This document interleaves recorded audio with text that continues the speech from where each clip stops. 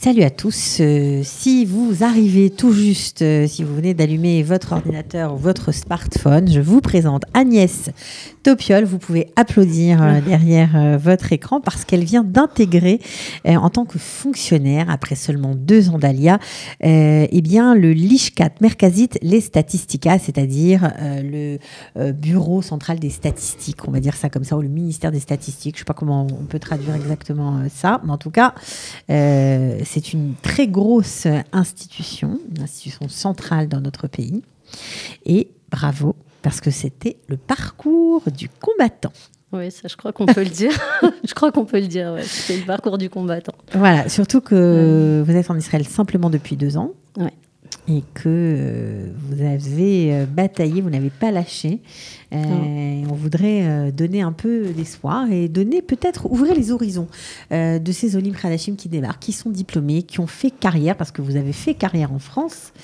Vous travaillez où en France ? Alors, en France, je travaillais à l'INSEE. J'étais administrateur de l'INSEE. Okay. Donc, j'étais également fonctionnaire, puisque l'INSEE est une direction du ministère de l'économie et des finances. C'est donc l'Institut statistique qui produit tous les chiffres économiques, démographiques et sociaux qui permettent d'enrichir le débat social, de décider de la politique économique, qui permettent aux journalistes d'écrire leurs articles et puis à tout citoyen en fait, d'avoir accès à de l'information économique et statistique. Voilà, et via l'INSEE, vous avez, je crois, travaillé à la Banque de France. Oui. Oui, j'étais effectivement cadre de l'INSEE, mais dans ce cadre, j'ai réalisé plusieurs missions dans plusieurs endroits en fait, où on faisait des statistiques et notamment des statistiques d'entreprise. Et j'ai travaillé notamment à la Banque de France, au ministère de l'Emploi et aux douanes, qui produit en fait les informations, enfin on ne sait pas souvent, mais sur tout ce qui a trait au commerce extérieur, aux exportations et aux importations d'un pays. D'accord. Donc on imagine quand même, quand on arrive avec un CV pareil, on se dit, ça va être facile pour moi. Alors... je savais faire des choses, je savais parler en anglais, mais j'étais persuadée que ce ne serait pas facile pour moi. Vous saviez, non mais je plaisante. Parce que, je vous taquine un petit peu. Voilà. Mais pour vous, c'est ce qui était marrant, parce qu'on a discuté avant de faire l'émission, voilà, et je me suis vraiment rendu compte que c'était ça et rien d'autre pour vous. Vous auriez fait autre chose peut-être si vraiment ça n'avait pas marché, mais c'était important de travailler dans votre métier. J'aimais ce que je faisais, en fait. Je prenais vraiment du plaisir à travailler dans mon domaine. J'étais toujours curieuse des nouvelles évolutions qui concernaient les entreprises, de leur nouvelle manière de s'organiser pour devenir de plus en plus performantes, pour faire face à la concurrence, notamment aux problématiques liées à la globalisation. Et oui, puis vous aviez en plus de tout ça une spécialité puisque vous aviez appris une méthode permettant d'analyser les multinationales qui n'existe pas en Israël. Disons qui n'est pas appliquée encore en Israël, qui commence à être appliquée dans les pays européens, au Canada aussi, aux États-Unis, depuis un certain temps. Et en fait, je savais qu'Israël n'appliquait pas, connaissait ce genre de méthode, mais que pour l'instant, en fait, il n'avait pas de ressources pour véritablement utiliser cette méthode pour analyser les multinationales. Donc, voilà. Alors, vous vous êtes dit, moi qui ai toujours rêvé de faire mon ALIA depuis que j'étais jeune, je ne veux pas arriver à la retraite, je veux prendre ma part dans l'histoire de ce pays. Yes, voilà, c'était vraiment l'idée. J'avais loupé le coche après le bac.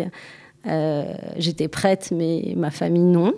Et puis, à d'autres moments aussi, on a de nouveau raté le coche, mais on n'avait pas vraiment envie de le rater jusqu'à la retraite. Et en tout cas, j'avais vraiment envie, si on faisait notre ALIA, de pouvoir prendre ma part dans ce pays, de pouvoir contribuer, de pouvoir faire des choses, de pouvoir payer mes impôts, de pouvoir être une citoyenne, de pouvoir aller voter.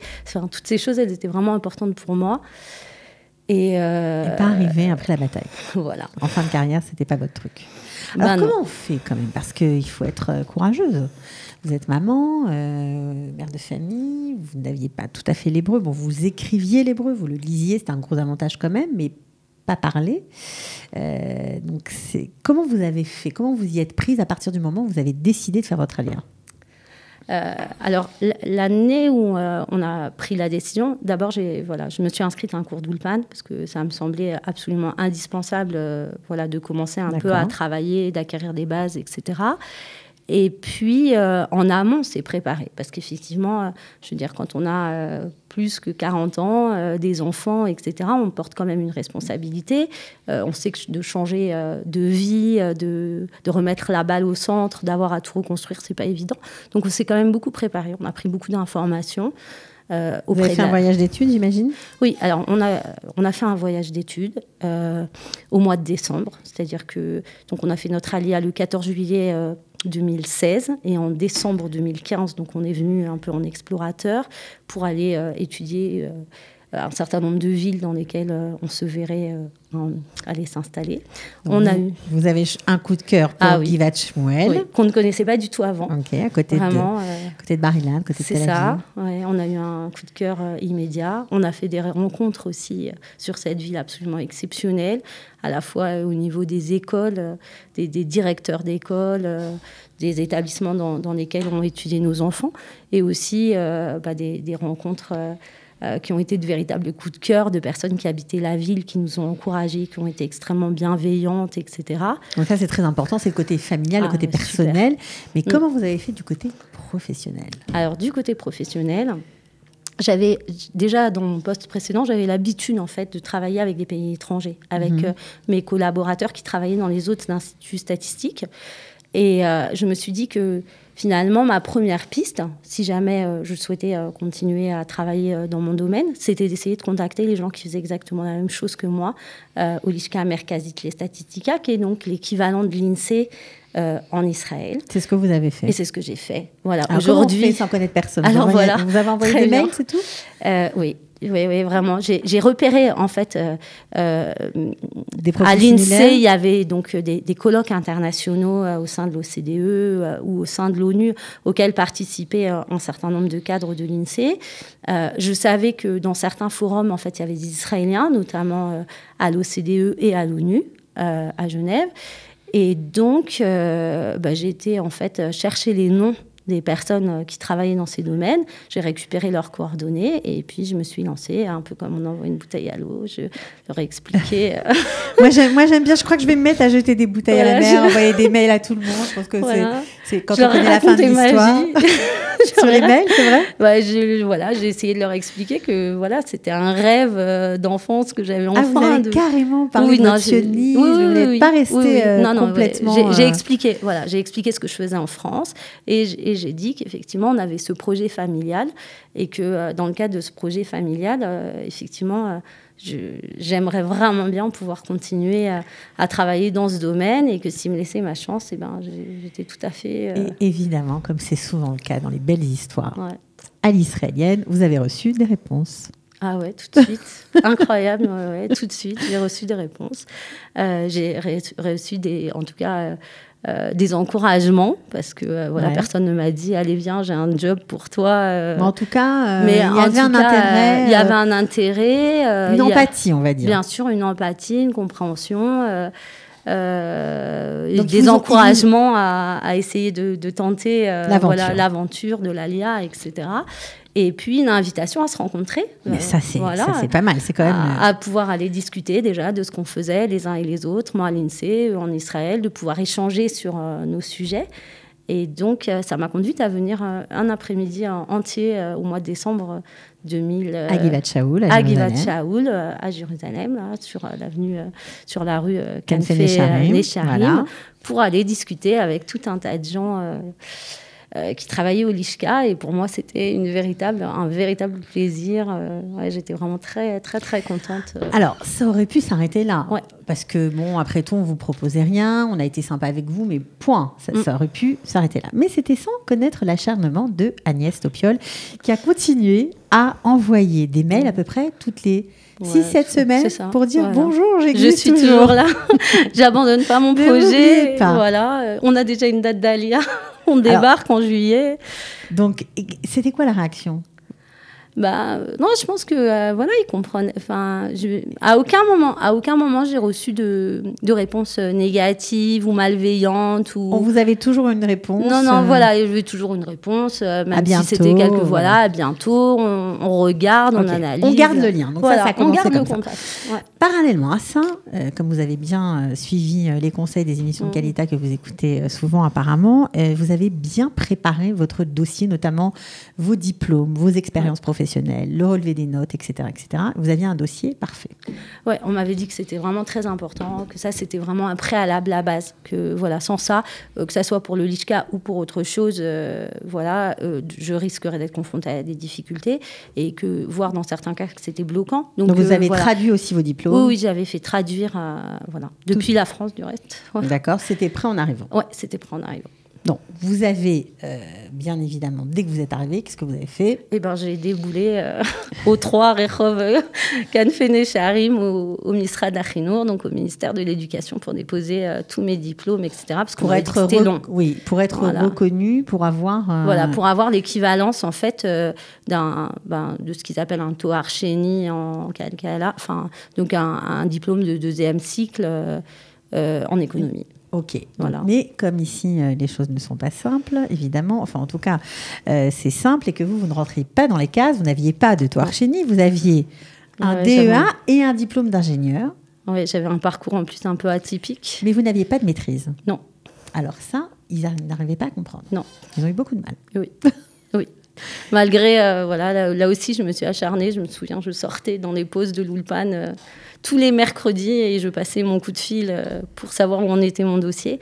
Mais ils ont eu beaucoup de mal jusqu'à ce que je demande en fait à l'ENSAE, donc à l'École nationale de la statistique et de l'administration économique où j'avais étudié, d'expliquer, de faire une lettre que j'ai fait ensuite traduire en expliquant qu'en France, il existait comme ça des passerelles qui permettaient aux gens qui sortaient d'une école d'ingénieur de faire un... Alors ça, c'est un point très important. Je pense surtout à ceux qui nous écoutent et qui essaient peut-être de valider, en tout cas, leur diplôme, de transformer et d'obtenir leur équivalence. Parfois, ça bloque parce que les systèmes ne sont pas les mêmes. En même temps, on peut comprendre. Et en fait, il est bon de demander une lettre à votre ancien employeur, votre employeur de France, expliquant un peu votre parcours, vos compétences. Et apparemment, ça peut faciliter, disons, avoir accès à l'équivalence plus rapidement. Alors, en fait, ce qui s'est passé, c'est qu'au bout de plusieurs mois, peut-être 8 ou 9 mois, de guerre-lasse à chaque fois. J'essayais vraiment de retourner, etc. Et j'ai fini de tomber sur un agent qui m'a dit, écoutez, vous savez, si vous voulez que ça aille un petit peu plus vite, ce qui serait bien, c'est que vous obteniez de votre employeur actuel une lettre comme quoi, en fait, il attend après ce diplôme et que sans ça, en fait, vous ne pouvez pas avoir d'avancement ou vous ne pouvez pas être payé en dehors du salaire minimum. Et ça a été vraiment un tuyau... utile parce que c'est ça qui a tout débloqué. C'est ça qui a débloqué la situation très vite. Donc ça, c'est bon à savoir vraiment pour tout le monde. Donc après 9 mois d'attente, finalement, grâce à cette lettre, on vous a octroyé votre équivalence. J'ai obtenu donc une lettre du LISCA Merkazit disant qu'ils étaient prêts à m'embaucher, mais qu'il leur manquait cette équivalence. Et après 9 mois d'attente, en 2 heures de temps, c'était plié. On va quand même éclaircir un petit peu. Ce que vous dites, vous obtenez une lettre du LISCA à Merkazit, mais ce que vous ne nous avez pas dit, c'est que dès que vous êtes arrivé en Israël, vous avez postulé en tant que bénévole au sein de cette institution. C'est quand même incroyable. Et ils vous ont prise. Bah oui, parce qu'en fait, il n'y avait pas d'autre moyen. Quand on est au Loï Hadash, au départ... exactement comme en France, en fait. Le système administratif, c'est un système un petit peu compliqué, avec des normes, avec des concours à l'entrée, etc. Et c'est pas du tout fait, c'est pas du tout prêt à l'emploi pour quelqu'un qui vient d'arriver. Et donc, il n'avait absolument aucune solution légale au départ pour m'embaucher. En plus, j'avais pas mon équivalence de diplôme. Elle n'était pas prête. Et puis, mon hébreu, il était celui de quelqu'un qui démarre l'Ulpan. Donc, le bénévolat au sein du Lishkat Statistica vous a permis non seulement d'apprendre le vocabulaire professionnel, de montrer un petit peu ce que je savais faire, ce que je connaissais. De m'acclimater aussi, puis de m'intégrer. Ça a été un moyen extraordinaire d'intégration, parce que même pour l'Ulpan, ça me permettait... C'était un booster de langue, en fait. Un booster de langue, mais aussi, ça vous a ouvert la porte de l'équivalence, puisque c'est eux qui vous ont fait la lettre. La fameuse lettre. Alors, ce qui est encore plus drôle, et quand même c'est assez exceptionnel, c'est que non seulement vous avez été bénévole, mais vous les avez formés, entre guillemets. C'est-à-dire que vous leur avez... fait découvrir cette fameuse méthode permettant d'analyser les multinationales qu'ils ne connaissaient pas, qu'ils n'appliquaient pas. Oui, c'est ça. C'est génial. Voilà, dans ce cadre-là, ça a été win-win, quoi. Voilà, une stratégie win-win, quoi. Eux, ils ont gagné parce que du coup, ils ont appris des choses qu'ils connaissaient un peu parce qu'ils les avaient entendues dans des congrès internationaux, etc. Mais rapidement, sans détail, etc. Et moi, j'ai beaucoup appris lors de cette année-là. Vraiment, ça m'a... Vous avez travaillé vraiment sur des dossiers comme une employée? Oui, vraiment. Là, je veux dire, j'ai travaillé à part entière dès le départ. En fait, ils m'ont fait aucun cadeau sur la langue. Tout le monde parle anglais, mais tout le monde se faisait un point d'honneur à se dire, Léola Khadasha, vous rentrez dans l'administration très bien. Faut qu'elle parle hébreu. Il faut qu'elle parle hébreu, il faut qu'elle se lance, etc. Donc, j'ai eu des grands moments de solitude. Vous avez travaillé dur, des heures, des nuits. J'ai travaillé dur, et puis c'est pas facile d'être dans un environnement où on maîtrise pas tout, où on commence et on comprend 20% de ce qui se passe autour de vous, de ce que les gens ils vous racontent et de ce que vous lisez, et vous comprenez pas du tout ce qui se passe à côté. Alors quand quelqu'un vous parle pas et que vous entendez des conversations à côté, vous êtes dans le brouillard, on entend et ça, c'était extrêmement frustrant, au cours de la première année. Ça, c'était frustrant, mais vous avez quand même eu la chance de travailler sur des gros dossiers comme Teva, vous avez travaillé aussi sur des ils m'ont donné, ils m'ont donné ma chance, vraiment. C'est-à-dire qu'ils m'ont vraiment donné ma chance et ils n'ont fait aucune différence en termes de niveau de dossier avec d'autres agents du LAMAS, quoi. Alors ensuite, une fois que vous avez validé ce fameux diplôme qui vous manquait pour pouvoir participer aux appels d'offres et rentrer vraiment à part entière comme fonctionnaire dans cette administration, eh bien, vous êtes rentré par la petite porte. Ouais. C'est ça. C'est ça. J'étais pas de toute façon prête du tout à l'emploi pour passer ces tests, ces fameux tests là de Michaz qui donnent la possibilité des appels d'offres, en fait, comme il y en a partout dans la fonction publique chaque fois qu'on veut faire une tractation, que ce soit avec une personne ou dans le cas d'un projet. Et donc, j'étais pas prête, ni du point de vue de l'hébreu, ni du point de vue contextuel, etc. Alors, quand j'ai eu on m'a proposé de faire un remplacement de congé de maternité de 2 mois. Et j'ai dit, oui, puisque ça faisait déjà plusieurs mois que je travaillais bénévolement. Donc, il était temps de commencer à travailler de manière rétribuée. Vous avez eu un salaire. Et donc, j'ai eu un salaire, à partir du mois d'août dernier, en fait. J'ai commencé comme ça à faire un remplacement de 2 mois. Et puis, au bout des 2 mois, en fait, ils se sont arrangés pour prolonger mon remplacement.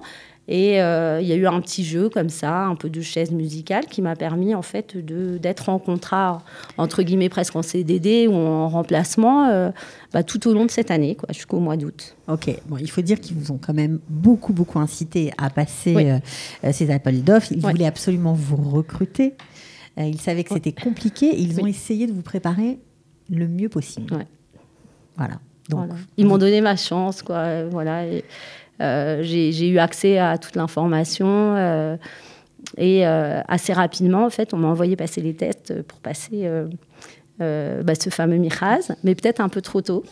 Parce qu'au bout d'1 an et demi, on n'est pas encore tout à fait au fait, notamment en hébreu. C'est tellement difficile. Alors, s'agissant du niveau des tests, très sincèrement, non. C'est vraiment des tests qui s'apparentent à ce que les étudiants passent à l'université quand ils passent leurs tests psychométriques. Donc, avec une préparation adaptée, j'ai envie de dire que vraiment, c'est ouvert à toute personne qui est prête à faire du bachotage. Et donc à s'entraîner un peu à des problèmes mathématiques, on va dire de niveau peut-être 3e ou seconde, enfin pas des choses qui vont chercher très très loin, à des suites, à des exercices de forme. Qu'est-ce qu'il y a d'autre? Des tests de logique verbale. Enfin, c'est vraiment très similaire en termes au psychométrique, en termes de voilà. Par contre, il y a une épreuve qui est en hébreu et qui est absolument incontournable. Et celle-là, elle est vraiment très difficile, déjà pour les Israéliens, mais alors pour quelqu'un qui est là depuis 1 an et demi, vraiment, moi, je ne comprenais pas les mots des questions, quoi. Vous avez eu d'ailleurs une super note. Magnifique. Voilà, ils ne m'ont pas mis 0 pour me... Combien vous Peut-être avez pour ne pas m'humilier, j'ai eu 1. Donc, oui. Oui, donc pas beaucoup. Et donc en fait, le score de cette première batterie de test ne m'a pas permis d'avoir accès à la deuxième étape, qui est une étape plus psychologique. Oui, parce que ce qu'il faut préciser, ces méchasim sont compliqués. Ces appels d'offres se passent en 3 étapes. Donc, vous avez des tests psychométriques. Ensuite, vous avez des tests peut-être plus psychologiques, de dynamique de groupe, d'intelligence émotionnelle, etc. Et puis, à la fin, vous avez un grand oral. Ouais. Mais là, vous êtes fait recaler à la première batterie d'examen. Donc, qu'est-ce qui s'est passé? J'étais un petit peu dépitée, mais j'avais aussi le sentiment que j'avais manqué de temps, de préparation, d'information aussi pour me préparer correctement au mois de novembre dernier. Ouais, allez-y. Après, ils m'ont prolongé, en fait. Ils ont quand même accepté de me garder en poste. Ils ne voulaient pas vous lâcher. Hein. Non. Et voilà. Et pendant ce temps-là, ils m'ont dit, bon, écoute, on va chercher, on va voir si jamais il y a des moyens, on va se renseigner, etc., pour savoir s'il est possible, par exemple, que tu les repasses, que tu aies une deuxième chance. Et puis, au bout de quelques temps, en fait, on a appris qu'il y avait quelques précédents, qu'il y avait quelques personnes comme ça qui avait été recalé à cette première batterie de test, mais pour des raisons soit personnelles, soit justement parce que c'était des olés ou des choses comme ça, qui avaient réussi à les passer une seconde fois. Et donc, la stratégie a été de dire, on va essayer de demander à ce que tu passes ton test une deuxième fois. Ouais. Ok. Donc, tu t'entraînes. Donc, je m'entraîne. Combien de temps? Plusieurs mois. C'est-à-dire que ça a dû commencer à peu près mois de décembre, entre le mois de décembre et le mois d'avril. Et là, je commence à vraiment m'entraîner, à bachoter, vraiment à faire plusieurs heures de maths. Alors, on dit que dans certains cas, on peut passer ces tests-là en français. Ouais. Est-ce que tu as eu de l'aide pour passer ces examens en français? Est-ce que tu as pu les passer en français ou pas? Alors, j'ai eu du mal à avoir l'accès à l'information. Je l'ai eu très tardivement.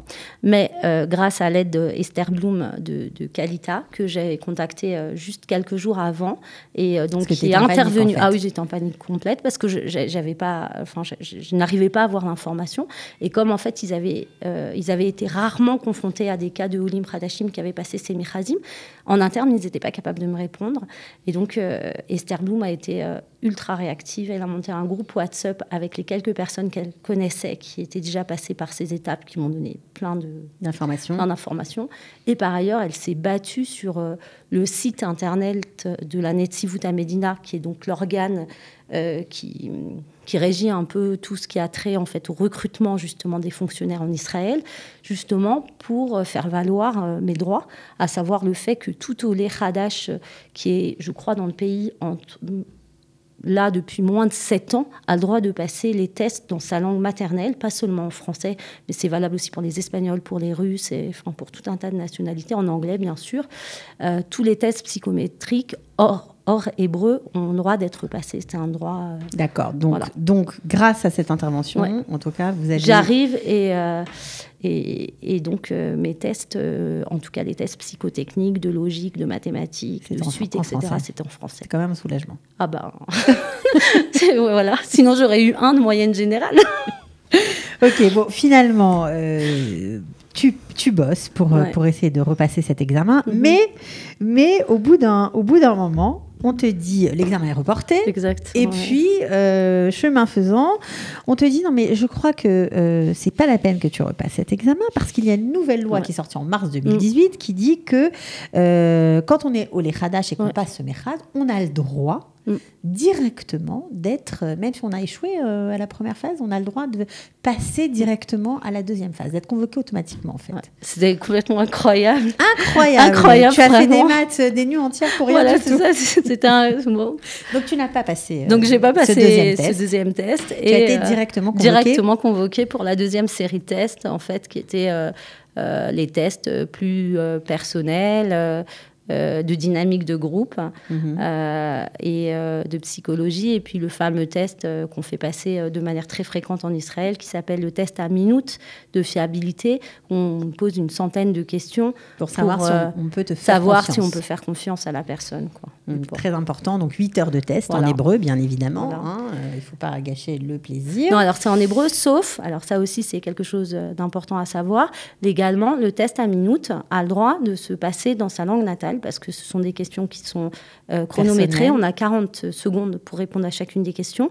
Elles sont posées de manière très alambiquée, c'est-à-dire chaque question, il y a plusieurs thématiques. Et pour être sûr que la personne est fiable, on repose les questions d'une façon différente à chaque fois. Pour voir si la réponse va être la même. Donc la maîtrise de la langue, là, c'est vraiment super important, parce que sinon, on peut dire oui d'un côté et puis non c'est bien de traduit l'autre. Alors, quand je suis arrivée, en fait, alors que j'avais demandé, on m'a dit on ne les a qu'en russe. Alors j'ai dit ça ne va pas beaucoup m'aider. Et puis, alors que j'étais en train de faire un autre test, on est arrivé, on m'a dit si tu peux le faire en anglais, on a aussi en anglais. Donc je l'ai passé en anglais. Ah, finalement, tu ne l'as pas eu en français? Non. Il ne l'avait pas. Il ne l'avait pas en stock. D'accord. Bon, voilà. C'est pas simple. Hein. Non. Bon, finalement, tu passes ce test, tu as une très bonne note et tu es convoqué pour la 3e étape, un oral devant un grand jury. Et évidemment, c'est la fin de l'histoire. Tu pensais attendre ta réponse encore une semaine, 2 semaines. Enfin, ça avait déjà tellement duré. On t'a tout de suite répondu après ta prestation orale que tu étais admise. Voilà, donc en tant que gros soulagement. Alors, redonne-nous ton titre un peu, parce qu'on va se délecter quand même. Bah oui, alors, profitons-en. Voilà, le nouveau titre, ça doit être... tu peux le donner en hébreu, je vais le traduire. Je vais le dire, voilà. Rosh Hanaf Shel Mirsham Asakim, c'est-à-dire chef d'unité du registre des entreprises, voilà, en Israël. C'est chic, hein? Ça le fait. Bon, je suis fière parce que ta victoire est un peu aussi celle de tous les Alim Khadashim. Ça donne de l'espoir. Ça le fait. C'est vrai qu'on a vraiment détaillé ton aventure, mais c'est tellement important de se dire que oui, si on a un niveau ailleurs, si on a eu un niveau en France, il n'y a pas de raison de ne pas récupérer ce niveau. C'est sûr que ça prend du temps, ça ne va pas être immédiat. Il faut... Les hâtes. Voilà, quand les Israéliens répètent cette phrase, au départ, ça m'agaçait presque. À chaque fois, je leur disais, mais non, ça suffit, moi, je voudrais que ça aille plus vite. Et en fait, voilà, on comprend qu'à un moment donné, il n'y a pas, quoi. Le temps, c'est un facteur important. Et dans le cadre de l'intégration, il y a des choses qu'on ne peut pas faire aller plus vite que la musique. Ouais. Bon, j'imagine que tu es fière autant que nous. Je ne sais pas si je suis fière. En tout cas, je suis vraiment, vraiment très, très contente. Vraiment très contente, ravie. Ouais. Ouais, vraiment ton travail ravie. te plaît, c'est exactement... Ouais, j'adore ce que je fais. Pouvoir le faire en plus en l'appliquant à l'économie israélienne, à ce foisonnement d'entreprise qui est vraiment diversifié, qui est intéressant, qui est innovant, etc. C'est un régal, quoi.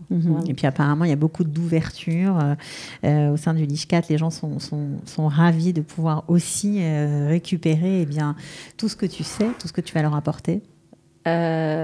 J'imagine. Enfin, j'espère que ce sera une super collaboration. En tout cas, c'est une équipe très très sympa. Enfin, j'ai eu la chance de vraiment travailler avec des gens très sympas et sans lesquels je ne serais pas arrivée. Enfin, je ne serais pas arrivée là. Et pour la petite histoire, parce que ça va boucler la boucle, la personne qui t'avait reçue pendant ce fameux voyage d'études, tu avais lancé ta petite bouteille à la mer. Eh bien, c'est une personne avec qui tu travailles aujourd'hui. Oui, c'est ma chef. Voilà. Donc, c'est quand même génial. C'est incroyable, quoi. Ouais. Ok. Merci beaucoup d'être venue. Merci à vous. Et voilà, moi, j'encourage vraiment toute personne désireuse d'essayer de le tenter. Alors, je voudrais juste boucler sur une chose. Pour entrer dans l'administration, la chose qui aide le plus, c'est d'accepter de faire un remplacement. On rentre par la petite porte, mais c'est vraiment ce qui permet ensuite, en interne, d'être connu et de pouvoir bénéficier ensuite d'un appui et d'un soutien pour pouvoir avancer plus avant, quoi. Ok, je pense que le conseil va être entendu et suivi. Merci beaucoup Agnès, à bientôt. Merci à vous. Au revoir. Au revoir.